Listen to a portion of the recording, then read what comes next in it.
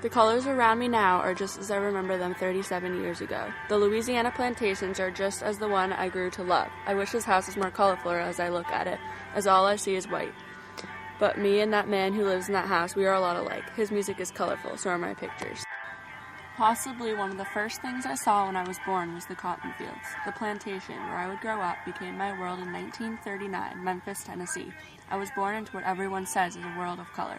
The slaves, the African Americans, trying to be free, protesting, struggling to survive and break away from their masters, from the hard life of a slave. But to me, everything was black and white. The white men, the black men, everything was two colors, including photograph.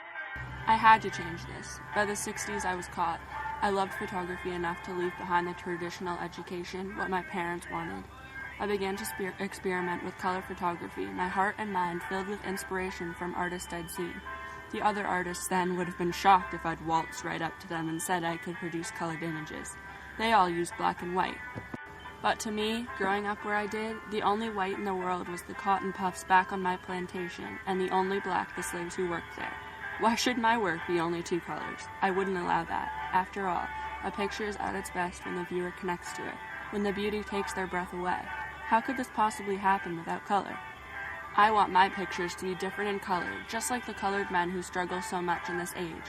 Maybe I wasn't the only color photographer, and I'm still not, but I sure am the first to use it to express everyday objects.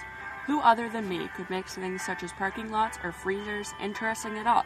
Nobody. My life may not be exciting to me, but my photos sure make it so. I only wish to communicate this in my work. I owe much of it to my colleague, John Sarkowski. He was the one who helped me to my first showing. I was eager to show my work, wanting the whole world to see my color-saturated works. At the Museum of Modern Art, my works, color photographs, now stand. They aren't anything but everyday objects either. The subject is really the color that the objects wore when I took the pictures. Only a few moments before, I was standing outside the home of Elvis Presley, capturing his house in a picture. I have captured famous places in the past as well. Now I look at a small farmhouse, red with the paint peeling and the subtle movement of the wheat fields against the blue sky. I feel tired for a moment, homesick, and I want to pack up my camera and go home. I am tired of the pain and suffering I see, exhausted from trying to get people to see the world as I do. Then all I feel is determination. I realize that I have so much more to see, and so does the rest of the world. I can't plan to stay here, so close to home, forever.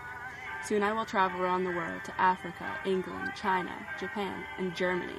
And I am determined that before I return to Tennessee, my true home, that I will show this world everyday life differently.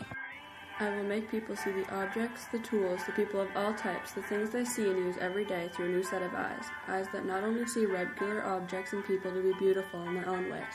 I, William Eggleston, will photograph through eyes filled with color.